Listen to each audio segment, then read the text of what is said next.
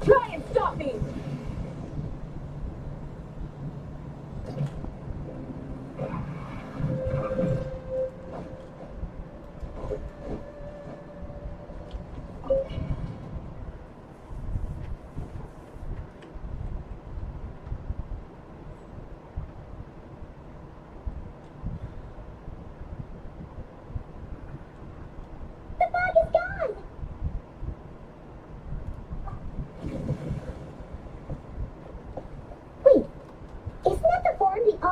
Narwhal changed into?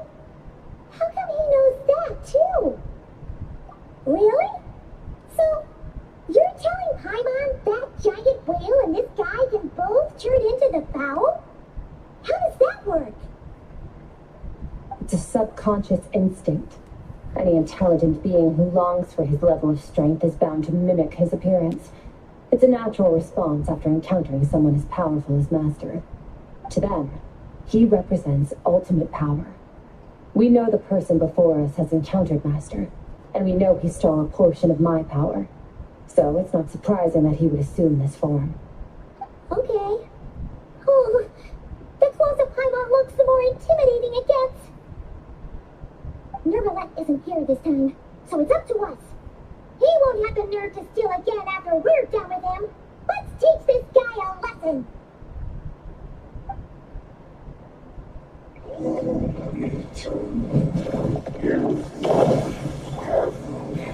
Bombs away! Never straw goes out! Extinguished! Haven't forgotten your training, I hope.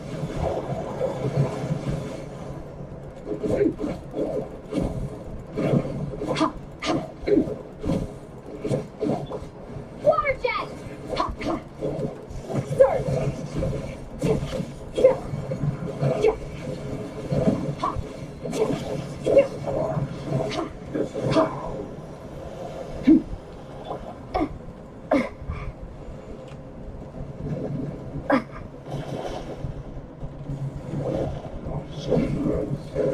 Go! Extinguish!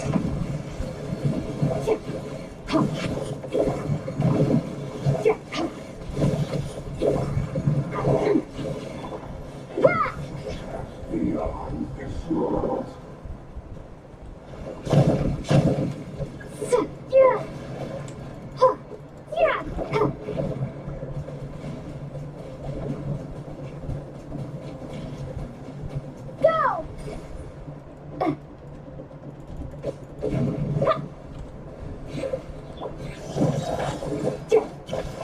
Into the void! Wipe out!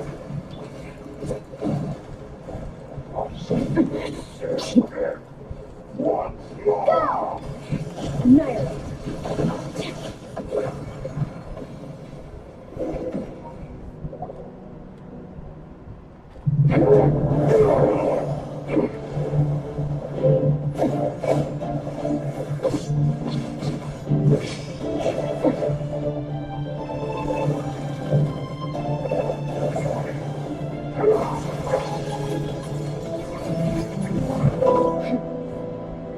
I've had enough of my power.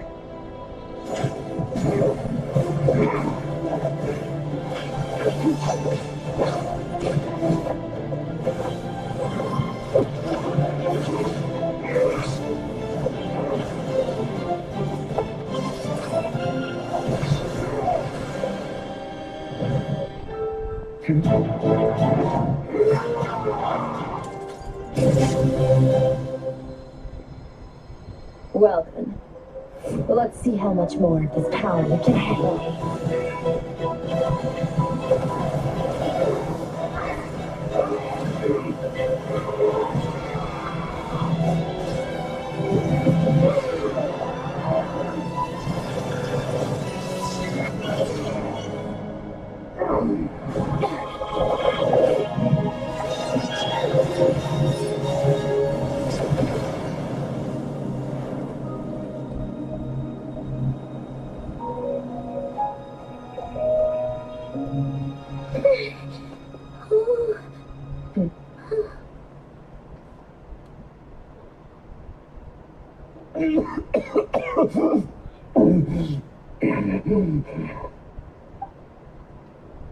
Well, have you come to your senses?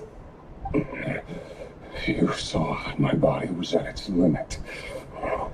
So, you deliberately channeled your power into me, knowing that it would destroy my shell from within.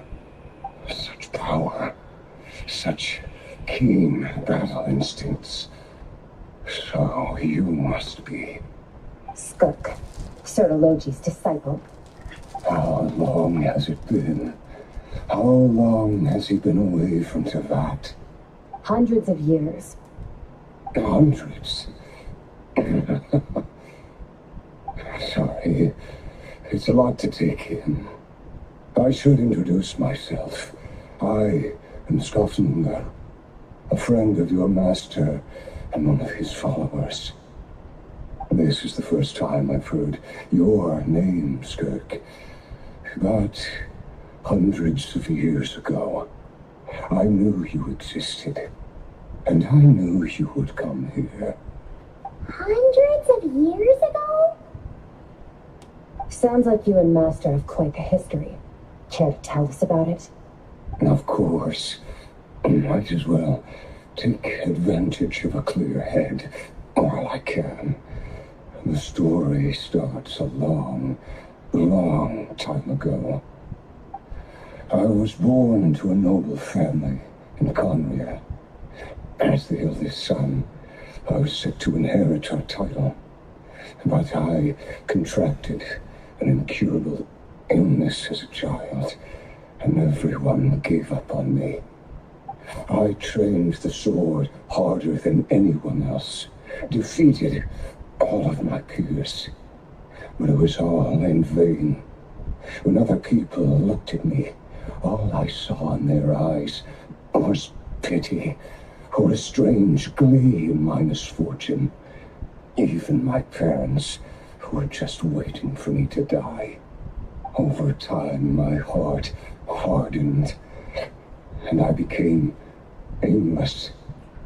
That was the point where I met your master, Sertologi.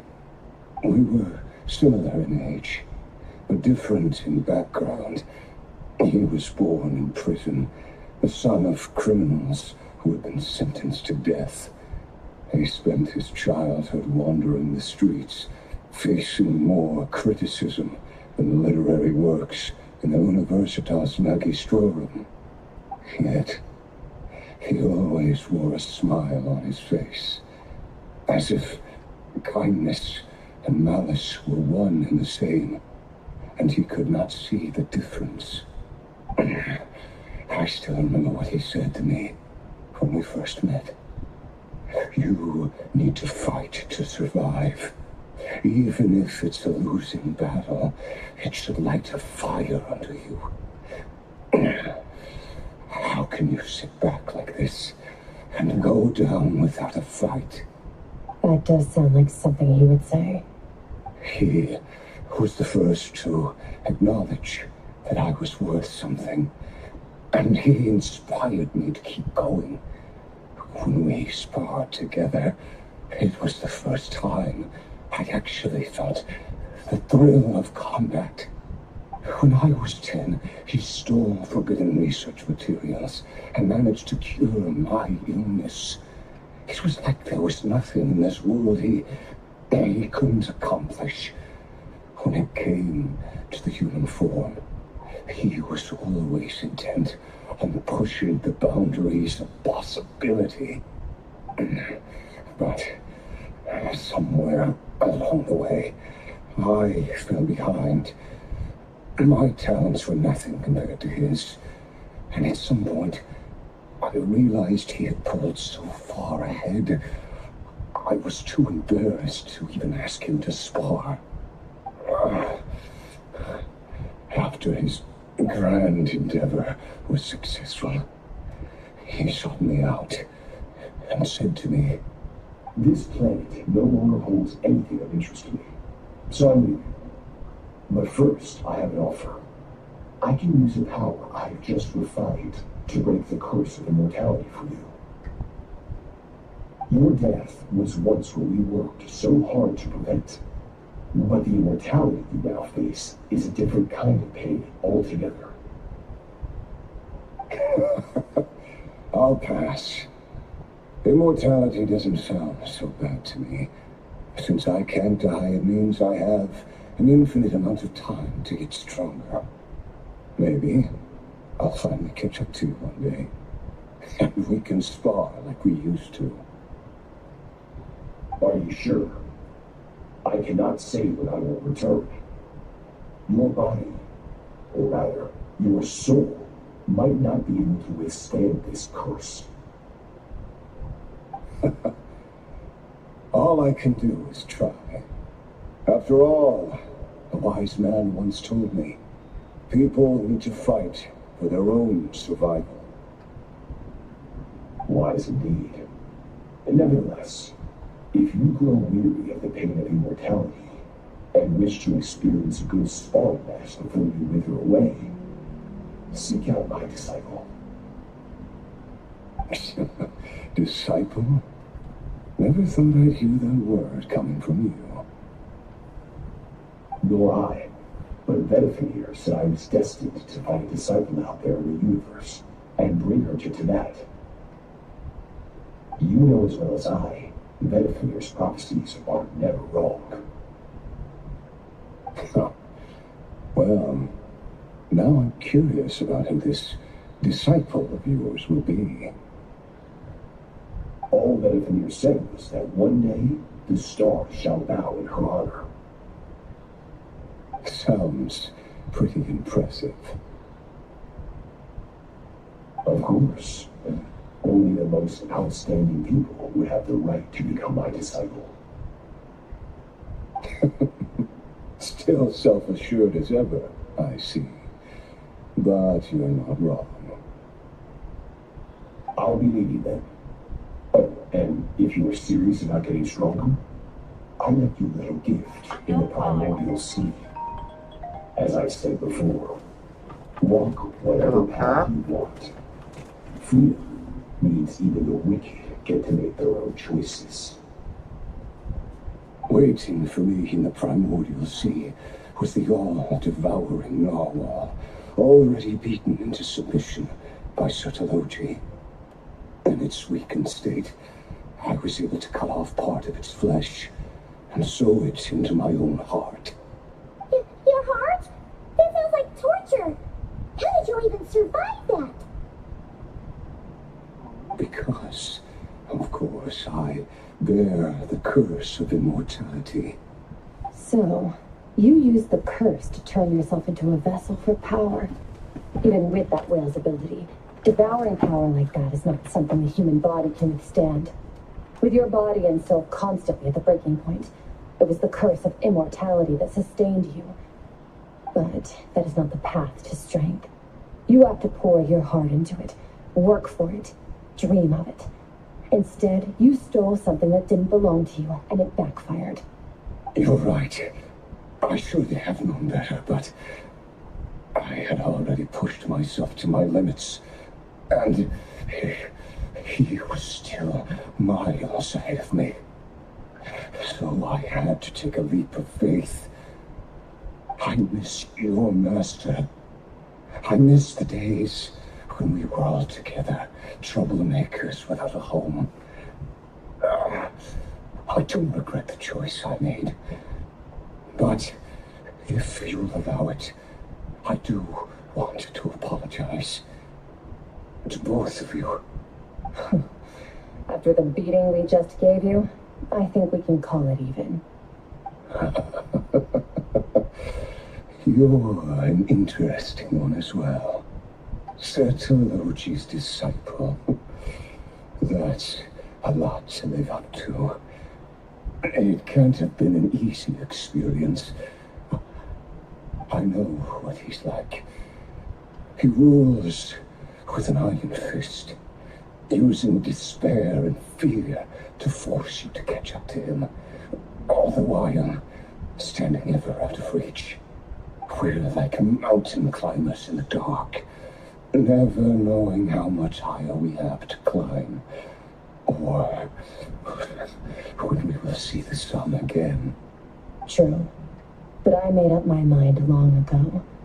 No matter how dark it gets, I will not give in to despair. I will overcome it. Besides, after hearing your story, I suspect what Master really wants is not a battle that demands his full strength, but rather a defeat without regrets. Oh? Since you're his friend, you must have some things in common. First time we came here, when you stabbed me through the fog and stole my power, I felt no emotion coming from that spike. But when you had to devote all your strength fighting me just now, I could feel joy and passion emanating from your blade. It was the joy of a researcher discovering the truth of the world, the joy of an artist uncovering a temple of wonders. Interesting. I'm certain I didn't express those emotions outright. Yet you were able to read them from my blade, like a glimpse into my inner world. You're right. That battle brought me an unbridled sense of joy, and my defeat brings me no regret whatsoever. Exactly. I think Master also craves a battle like that. One where his opponent forces him to use all his strength, unlock the extent of his potential, and transcend his own limits. A battle to end all battles. After which, all can come to an end, including, perhaps, his life. For that very reason, good and evil are meaningless to him. He has one purpose, one goal: to complete himself. It's one of the secrets to his strength. Perhaps you're right. Perhaps that is his call. What a battle that would be. Oh, to witness such a... Are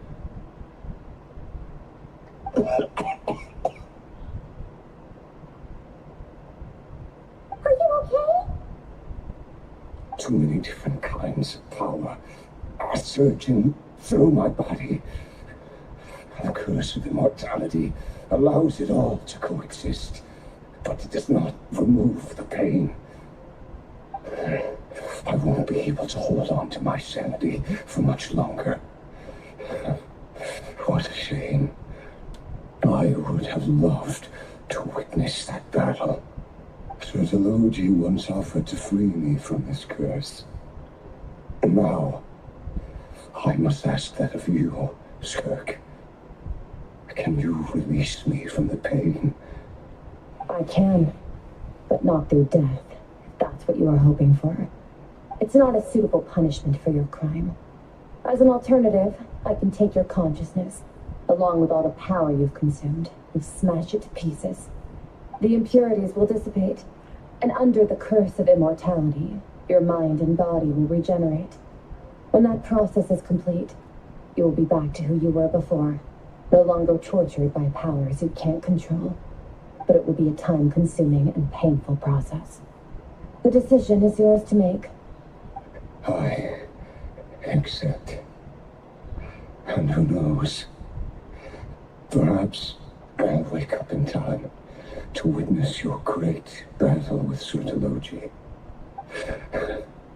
I have faith that you'll be able to stand against him one day. Though I know it'll be a long and arduous road.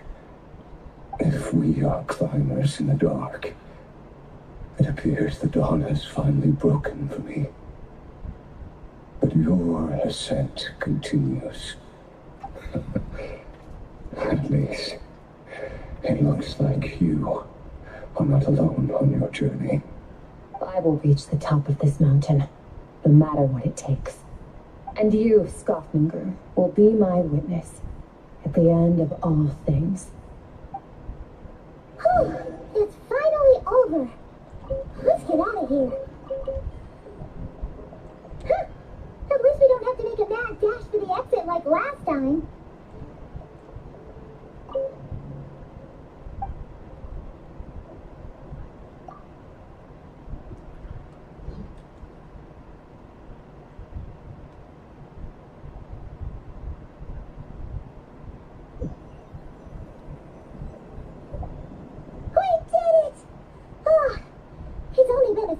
days, but it feels like forever. Once again, we've proved there's nothing we can't overcome. We're just that awesome. Wow, you sound even more confident than usual. Guess you really have become stronger. Today sure went by fast. It's night already.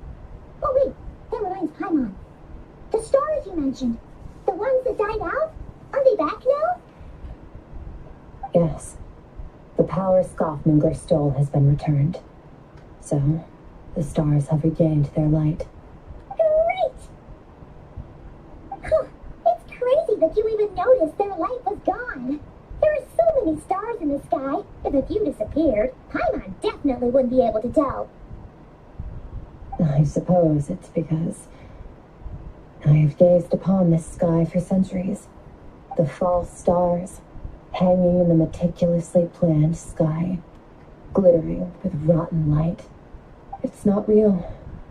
And yet, it is for that very reason that I can look upon it and enjoy the momentary peace it brings. Even the most beautiful of bubbles has to burst. We will return to the real universe one day, whether of our own volition or not. Time marches ever forward. Even the innocent and naive will taste life's bitterness. Yet through hardship, we grow until we learn to seize the sands of time for ourselves and uncover our true strength. Though we gaze upon a false sky, its vastness and majesty is palpable. One can only wonder, what is it going to take for kindness to reign supreme in the vast expanse of the universe? Oh, this is all going over Paimon's head. But if she knows one thing, it's that the traveler always finds a way. Ever since we met, she has filled Paimon's days with happiness. No matter how tough things get, she always finds a way to make it better. If it's too big a job for one person, then we'll do it with two. And if two's still not enough, then three. We've met so many amazing friends and accomplished so many amazing things. As long as we don't give up, we can make any wish come true. I suppose when it comes to you, anything is possible. Well, I should be going. Now that my power is no longer isolated from my emotions, I need more practice to get used to it. I suppose fate will decide. Maybe we'll bump into each other on the street. Or maybe we'll reunite on a different planet entirely. Regardless, reunions and partings are but passing moments. More than anything, I hope that at the end of this journey, wherever it takes us, we stand in a world reborn. One without war, pain, or forced partings. One where new life can bloom, even where there was once nothing but scorched earth. For this, we must all work to become stronger. Goodbye, traveler. Remember your training. Make sure to put it to use. Bye!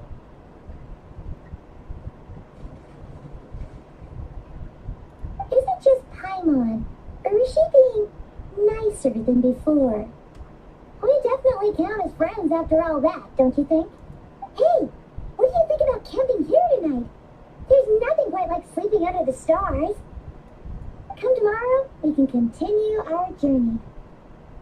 Oh, and since Paimon treated you to that super nice meal at Wanmin Restaurant, it's about time you return the favor.